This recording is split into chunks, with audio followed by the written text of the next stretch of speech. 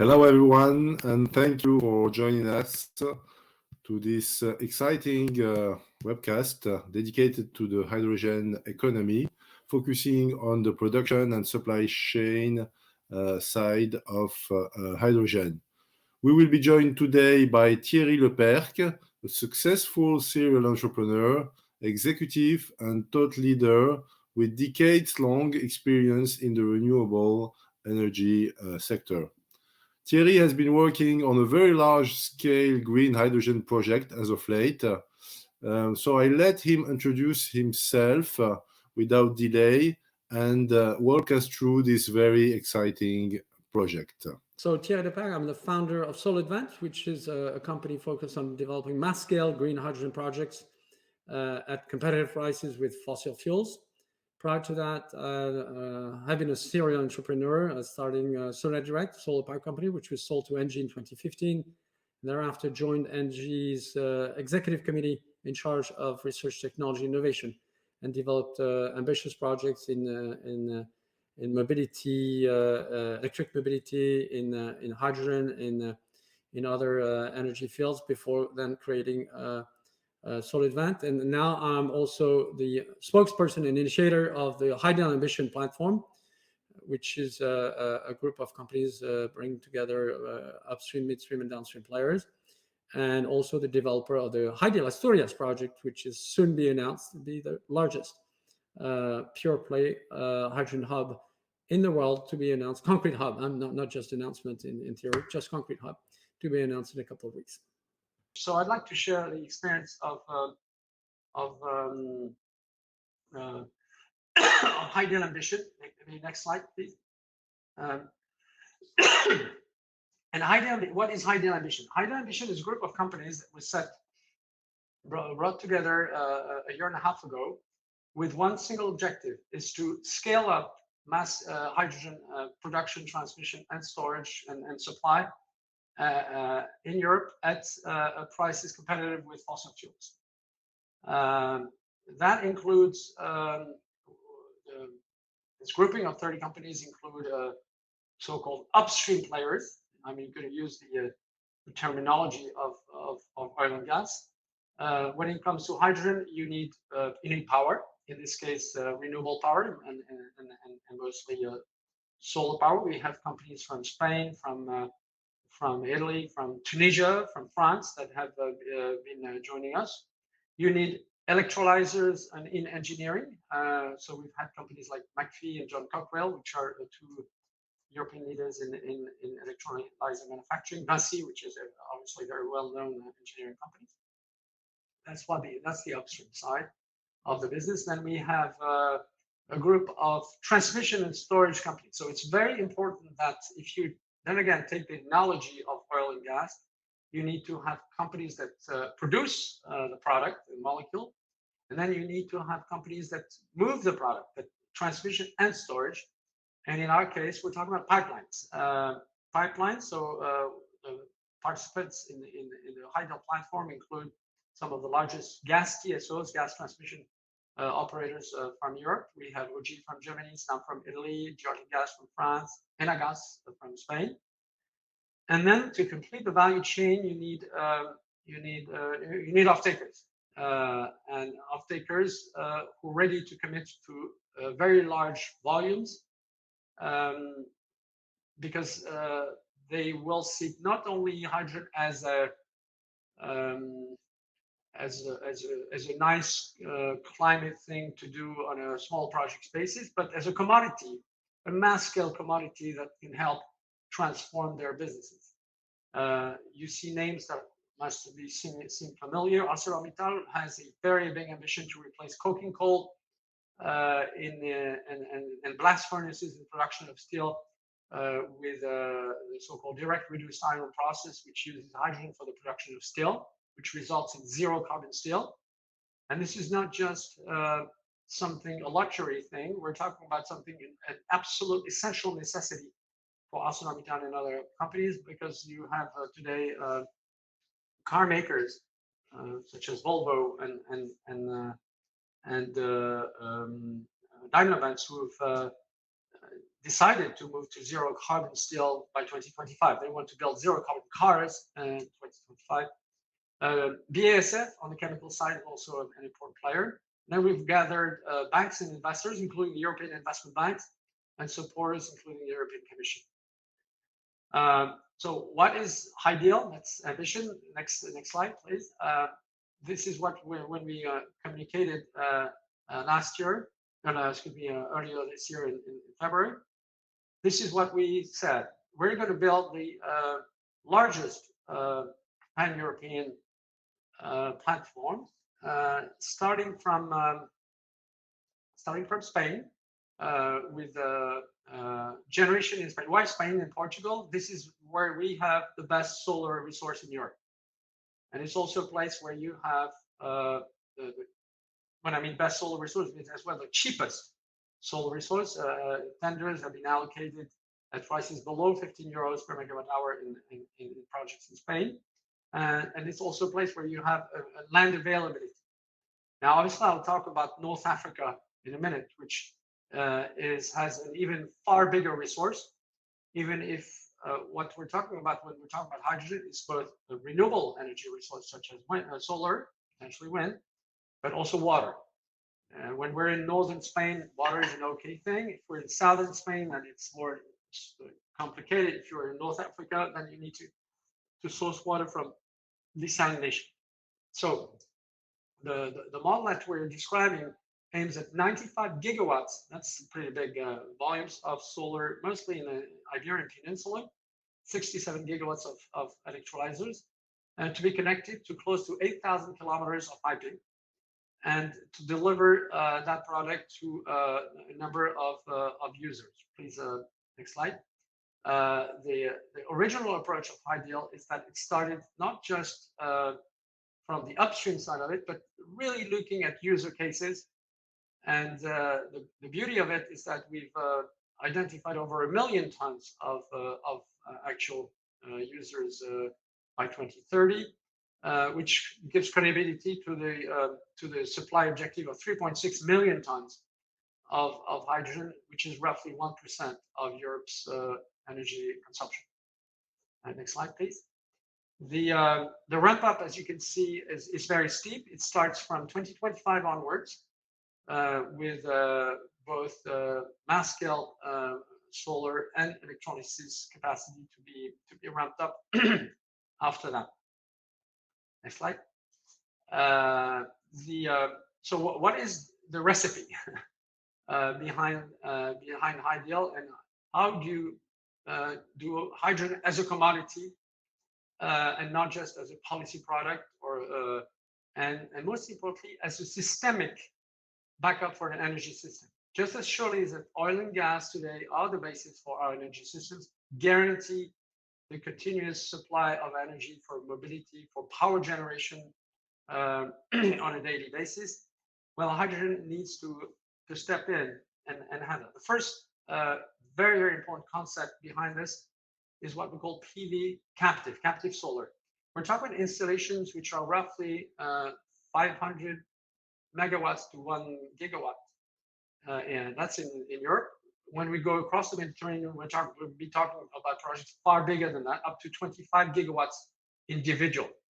25 gigawatts, then again, equivalent of 25 nuclear power plants. Like you can imagine the size of those projects. Captive is essential because if you have the joint location of power production and electrolysis, then you're saving on the very complex and costly power grid. So all these installations are not connected to the power grid, are really off power grid, but they're connected to a dedicated gas pipeline network. So the transmission here is not a power transmission, it's a gas transmission, in this case, hydrogen transmission, dedicated pipelines. So here we're not talking about blending, we're not talking about repurposing hydrogen with existing natural gas pipes with hydrogen. We're talking really building new pipelines, and then obviously serving large off-takers. Next slide, please. You have here the resulting model that we're developing and why it's so strong. The model which I just described with captive solar mass scale electrolysis and allows for a reduction of about 50% of the cost of hydrogen versus more traditional systems with on-site power generation connected to the power grid. Now, that 3.5, by the way, 3.5 euros per megawatt hour per kilogram on power grid connected hydrogen is based on power prices which are no longer the case in Europe. Right now, if you're taking the actual power prices, as I've said, power prices have been multiplied by a factor of 5. So what we would have for those people who are going to resort to grid-connected electrolyzers, for instance, is actually a cost of closer to 15 euros, 15 euros per kilogram versus the 1.5 that customers want. As you can see, it's a huge gap, which means that if you have customers who are extremely price sensitive, like in the steel business or in other areas, then there is hardly any other solution than this captive solar approach that Hydeal is developing. Next slide, please. The resulting price competitiveness you see here, the 1.5 euros per kilogram, that's a lot of figures here, equals 40 euros per megawatt hour. That's the energy equivalent. That is less than half of the price of natural gas today in Europe. So what we're saying very quite and simply is that as we stand today, the green hydrogen produced from Hydeal, the Hydeal platform, is going to be extremely competitive with natural gas, and I'm not even including the cost of carbon, which would add up to this. If you're using that hydrogen to, for instance, in gas turbines, in hydrogen turbines to produce this fully dispatchable power in combination of variable solar and wind, then you can have fully dispatchable baseload power at, there again, a tiny fraction of current power prices in Europe. Now, you'll tell me all of this is a bit of theory. No, it's being implemented right now. Next slide, please. What you have in front of you is something which will be announced in February of next year, within actually about 8 weeks from now. It's the so-called Hydeal Asturias project. Then again, not public yet, but some elements have been communicated to the public. It's the largest hub, actual hub, hydrogen hub in Europe. It is the first project to be allocated the title of Lighthouse Project by the European Commission and Hydrogen Europe among 731 hydrogen projects that have been counted in Europe, and it's totally on total about 9 billion euro project, which has 3 components. The first is the consumption sites, which are around the Asturias region and the Basque Country. We're talking about steel making, ammonia and fertilizer production, coal and gas-fired plants, which will be converted to hydrogen. So it's really an approach of total decarbonization of those industries. Up to 330,000 tons are being targeted. The sites for the production of power and joint production of solar power and electrolysis, so the production of hydrogen, are not in the same location. Why? Because the Asturias region is nice, but it's mountainous, it's rainy. So you need to go about 300 kilometers south or in the further east in Castilla y León or Aragon region. And then you have a transmission line of about 1,000 kilometers, which will be built to connect those sites to storage systems, and most importantly, obviously, to the offtake area. I'll add to that there's also an industrialization project that with an electrolyzer gigafactory, which will be built. So in a nutshell, what you have today, and this is why I wanted to start not just about hydrogen in general or hydrogen in theory, or hydrogen as a policy tool. You know, you will note that I didn't talk to you too much about the policy aspect of things for one very simple reason, is that what you have in front of your eyes is going to be entirely financed from with private financing, with no subsidies, with the possible exception of some help on the steel making side, so downstream part, but the production and transmission work without subsidies. And you've seen obviously the reason why, because if we're cheaper than natural gas, there's no reason why we would need any subsidy. So this is a total game changer, because suddenly it turns hydrogen not just as a desirable commodity that will come and be competitive one day, as something which is today far cheaper than natural gas, far cheaper, and is able to meet the very stringent requirements of energy users, in this case in Spain and potentially elsewhere in Europe, by producing very, very cheap hydrogen. Now, just a last word on North Africa. We're right now within my company working not just on this Hydro Asturias hub, but on other hubs in northern France, in Germany, and in North Africa, including countries like Mauritania, Morocco, potentially Tunisia, potentially Algeria as well. The message here is clear. The future of energy is hydrogen, period. When I mean the future, it's like, actually it's not the future, it's the present. And the message is also that Europe is going to need considerable volumes of that. Now just take the coalition agreement of the coalition government in Germany. They have decided that they want 80% renewable energy by 2030. Now, this is not going to come from Germany. They know it.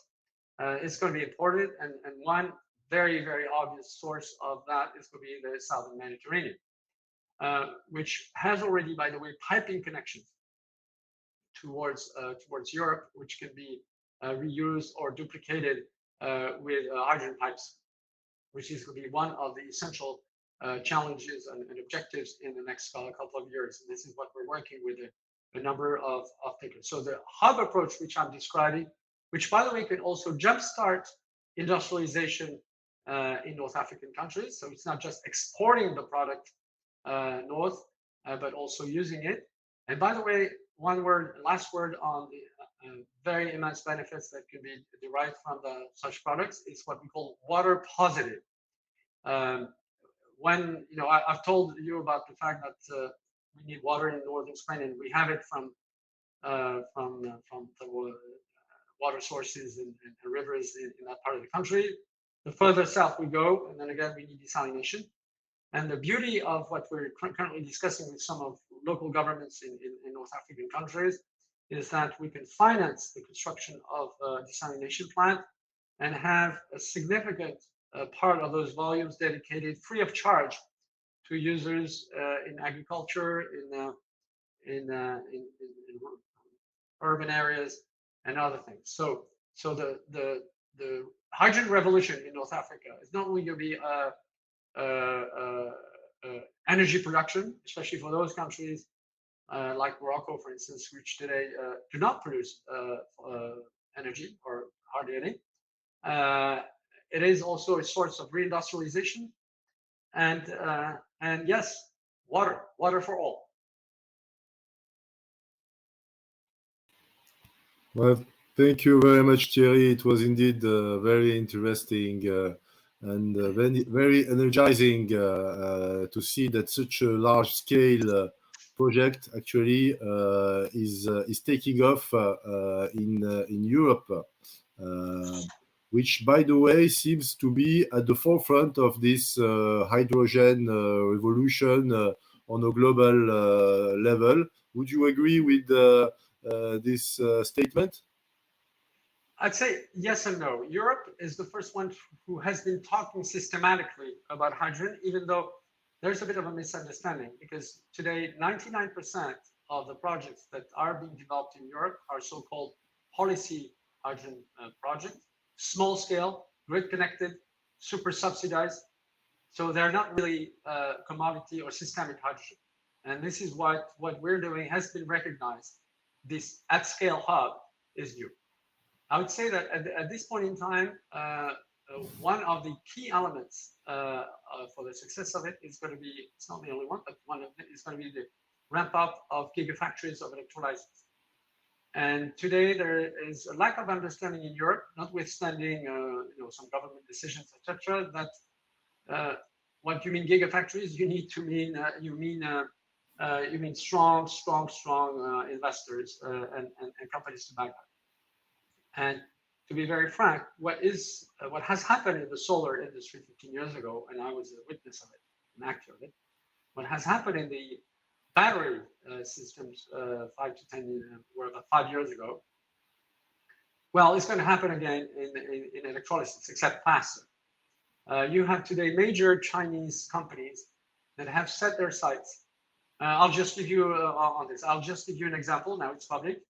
Longi Solar is today the largest solar module company in the world, with a capacity of over 50 gigawatts of annual production of solar modules and cells. And they've just announced a massive ramp up. It's a company which is worth 80 billion euros in the stock market. It's a very, very powerful company. And it's going to be ramping up its capacity in electrolyzers. So we don't see that as a Europe versus the rest of the world issue. Actually, we think that there is a tremendous case of bringing, I'd say, the MENA region at large, not just North Africa, but also the Middle East, Europe, with a number of things, including the systemic approach which I described, and the industrial scale out capacity that you find in China. So there again, it's not, and by the way, very, very large scale projects today are being developed in Australia, Namibia, Chile, with a model which is interesting in those countries which are quite far, which is not just the production of hydrogen, but the production of ammonia. Ammonia is produced from hydrogen and nitrogen from the air. Ammonia can be transported far more easily than hydrogen itself. So you have today a very large number of projects.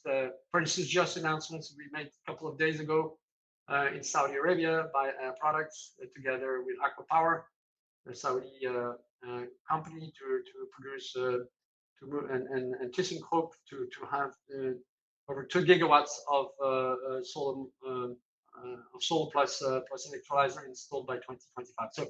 So there again, it's a European story, yes, but not exclusively.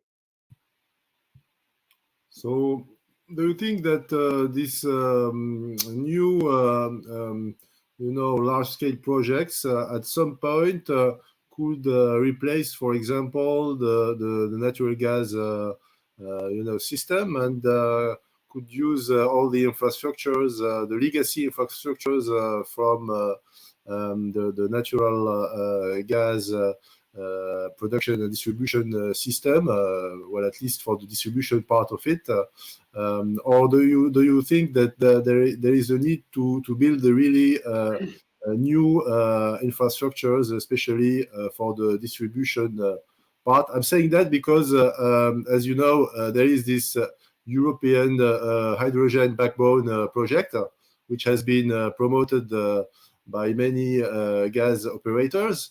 And I would like to know your point of view on that, and what you think of that project, and how it can help the kind of project you are promoting yourself.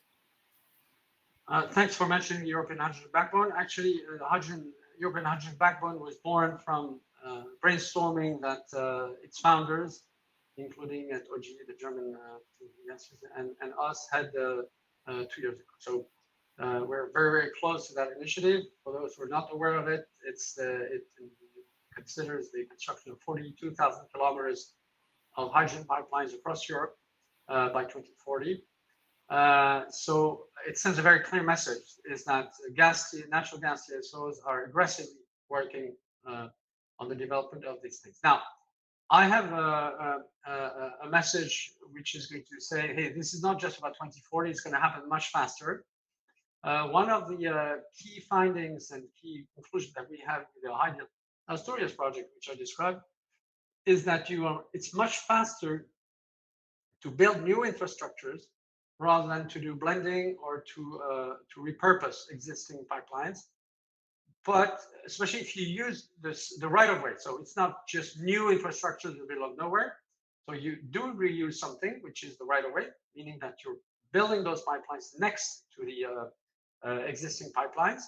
And in this case, in Spain, we're working very, very much. This is extremely concrete, by the way. The whole cycle, including permitting, engineering, and construction, if you're working in that direction, is less than 45 months. So what you can have is that you can imagine that this European hydrogen backbone could be built far faster than 2040. It could actually be built as early as 2030. The complete 240,000 kilometers could be built as early as 2030. The investment needed is significant, in the range of 30 to 50 billion euros. At the same time, it is completely achievable with the financing capacity of the gas TSO. So that's the first thing. And most importantly, the fees that these things could charge would be far.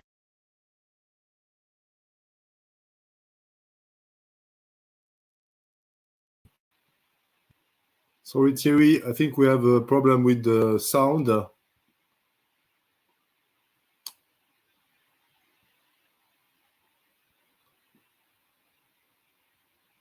We seem to have lost sound from your side. Just maybe if you try to. Okay, it's okay. I'm back. I think I'm back. Yeah. Yeah. Okay. No problem. Sorry. So what I was just saying is that reusing existing infrastructures can be done, provided you're focused on exactly what you want to do, not just you're using the pipes, which is a complex thing because you have still quality issues. You have the fact that natural gas pipes are not going to be available immediately. So there is a strong case to build new pipes, but along the same lines, on pipelines, the same pipelines as you do so using the right of way existing pipelines, so you don't need to go in the middle of the countryside and or in urban areas, which is even worse, to get those permits. So you can again leverage existing infrastructures under the form of right of way. Same thing for storage, underground storage. I didn't mention it. Underground storage is going to be absolutely essential. If you're talking about solar generation for hydrogen, it's going to be seasonal. So you need very, very large storage capacity. Underground salt caverns, for instance, aquifers, which are in very large quantities already available for natural gas, can be converted. Especially the salt caverns can be converted to for the use of hydrogen. So all these things can happen quite quickly, and the answer then becomes a question of pricing. If the price of hydrogen is cheaper than natural gas, why would anybody stick with natural gas? And the thing is, and no offense to the natural gas producers, natural gas is in a death spiral. Death spiral, I'm going to describe it very quickly. You have upstream investment in oil and gas, which has declined by more than half in the last 7 years, following the collapse of oil and gas prices in 2014, and there's no reason, no sign that this is going to be reverted. Normally, in a cycle, you have high prices, and then you have capex investment, which is rebounding, and this is not happening, and for one very simple reason. Either if you're Russia or Algeria, do you want to invest for 20 years when you know that Europe is going to go away from natural gas? No, you want to say milk the thing as much as you can, but certainly not take a long-term perspective. Same, obviously, for if you're Shell or BP or Total, you don't want to invest anymore because, by the way, your shareholders are going to punish you if you invest more in natural gas and upstream and or oil, which means that the supply of oil and gas is likely to go down in the next 5 to 10 years. And demand is still going to be high, which means prices are going to go up and up.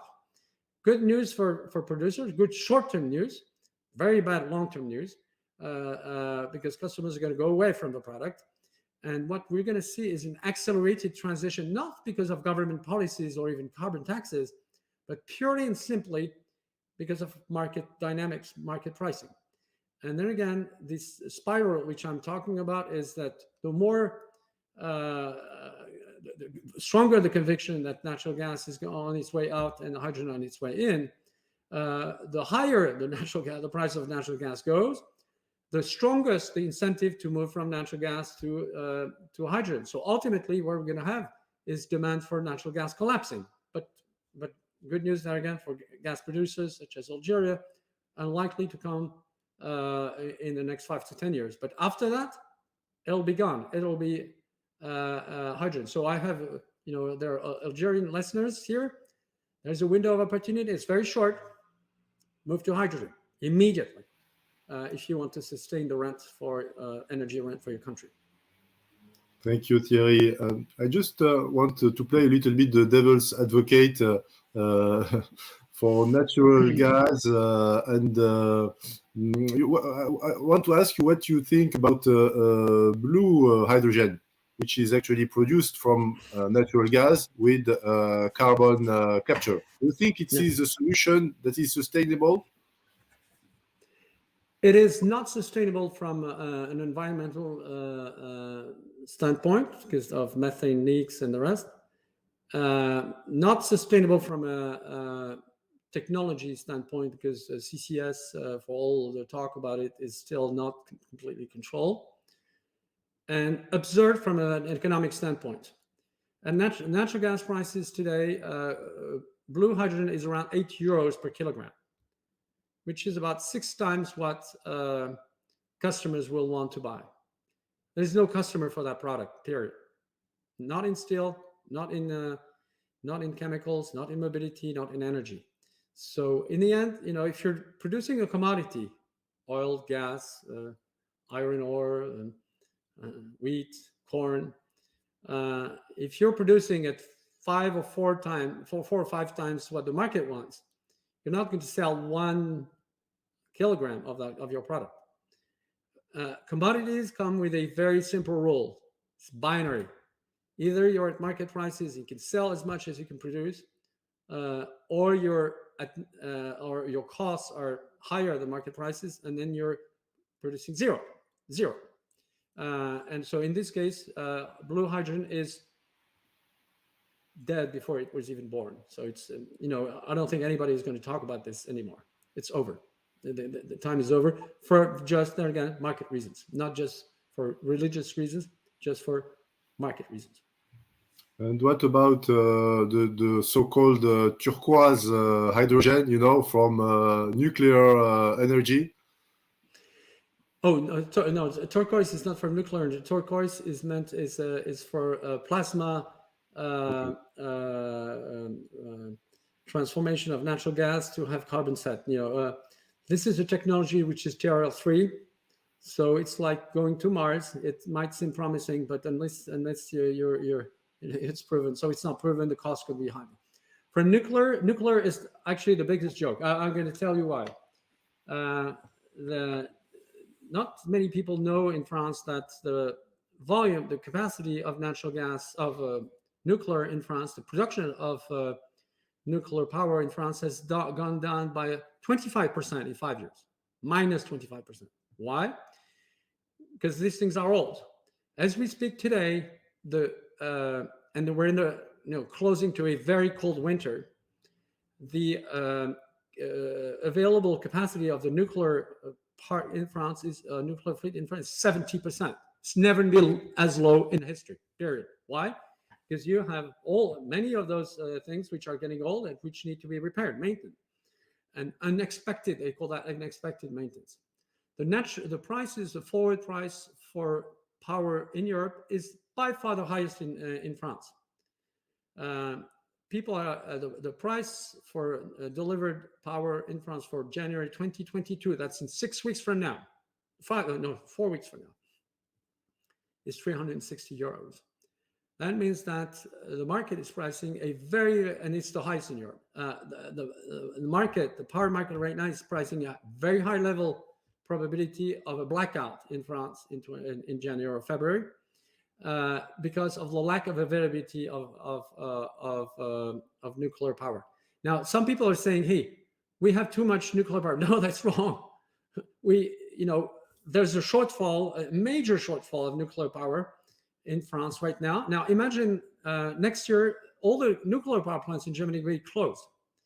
In 3 years, all the nuclear power plants in Belgium, which provide 50% of the power needs of Belgium, are going to be closed. So nuclear power is, nothing against it. It's just not there.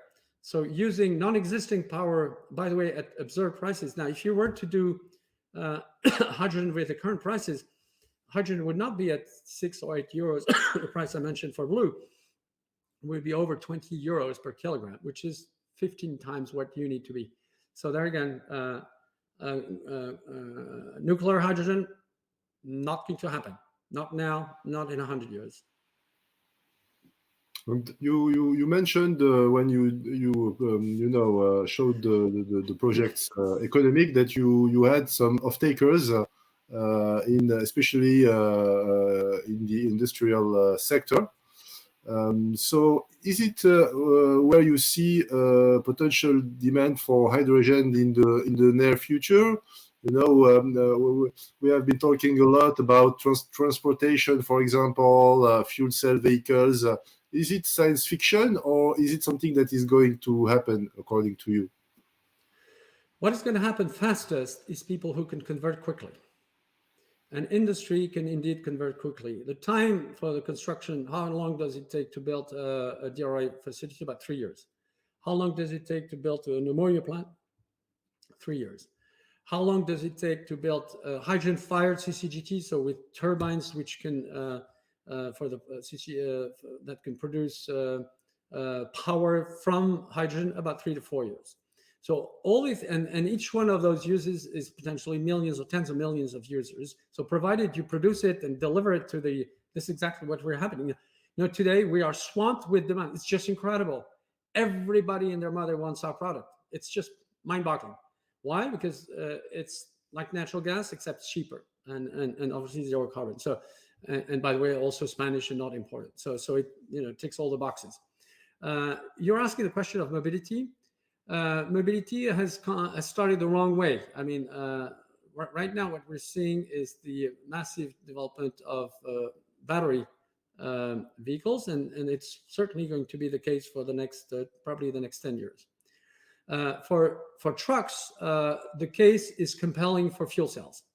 If you want to go 800 kilometers with batteries, half of your load is going to be batteries. That doesn't make sense. It won't work. Not now, not in the future.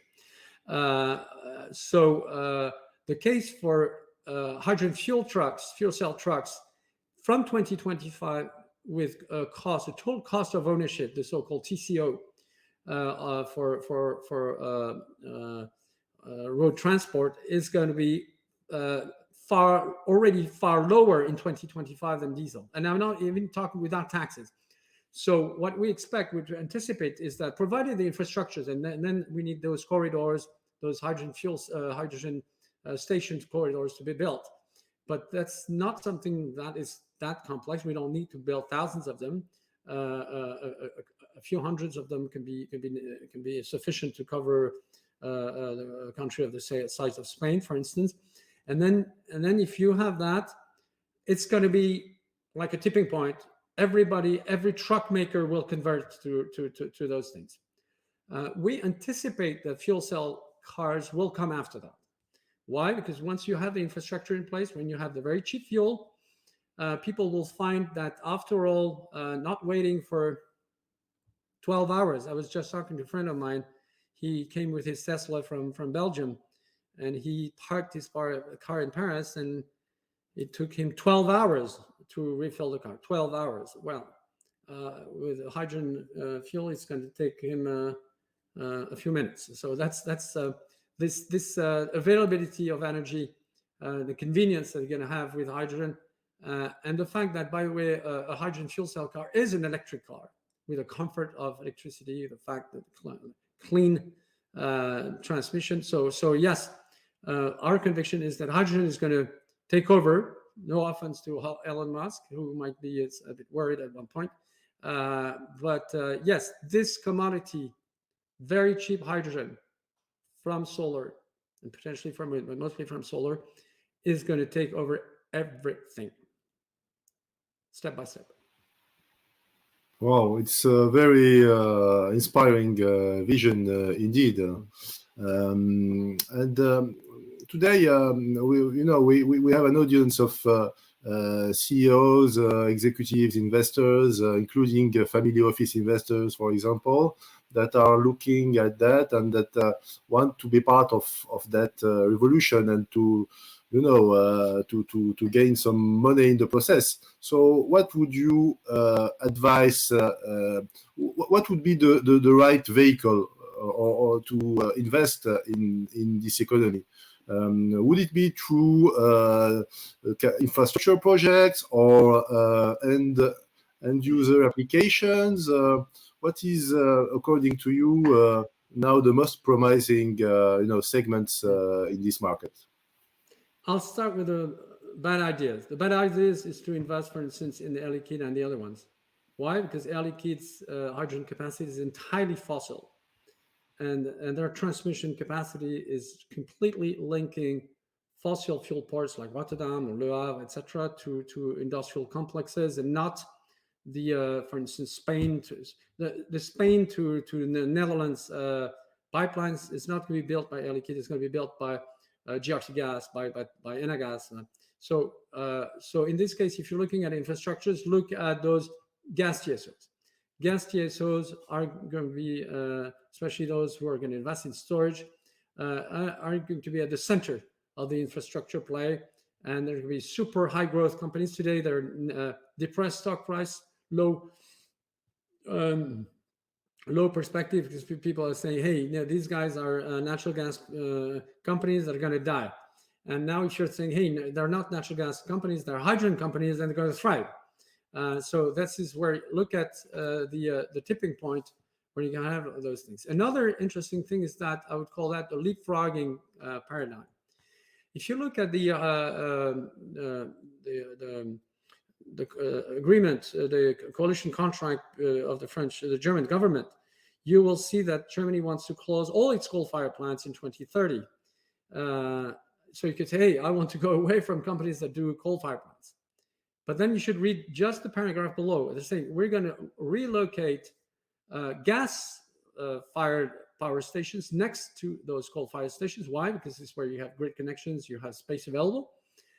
And we want them, and this is in the text, we want them to be H2 ready. So now imagine that you have a coal-fired generation company, which today is completely let down.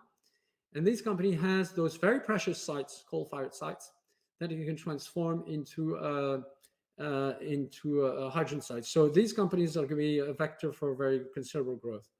And I would add to that industrial companies. Right now, people are saying, oh, steel, lousy business, high emissions, chemicals, lousy business, high emissions. Now imagine that, and this is exactly what we're talking about in Asturias. You do that leapfrogging of companies that were just let down because not competitive, not high carbon based. Suddenly they're at the forefront, and not just the companies, the territories themselves, the communities, become at the forefront of decarbonization.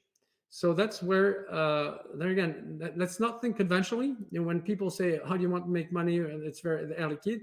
Well, I'd say certainly not. But all the companies I mentioned in gas transmission, in steel making, in coal-fired generation, might be big winners in the future. So look at surprises in this field. What about the hydrogen pure players? Some emerging companies like Plug Power, Ballard, and other companies like that really captured the imagination of investors because their stocks literally jumped to the sky over the last 2 years. Equipment manufacturers are a question. Do you want to make money? And if you look at the stock price of electrolyzer manufacturers, it went through the roof until a year ago, and then has gone down by 50, 60%. If you look at Nel, if you look at McPhee, if you look at ITM in Europe, and the same goes for Plug Power.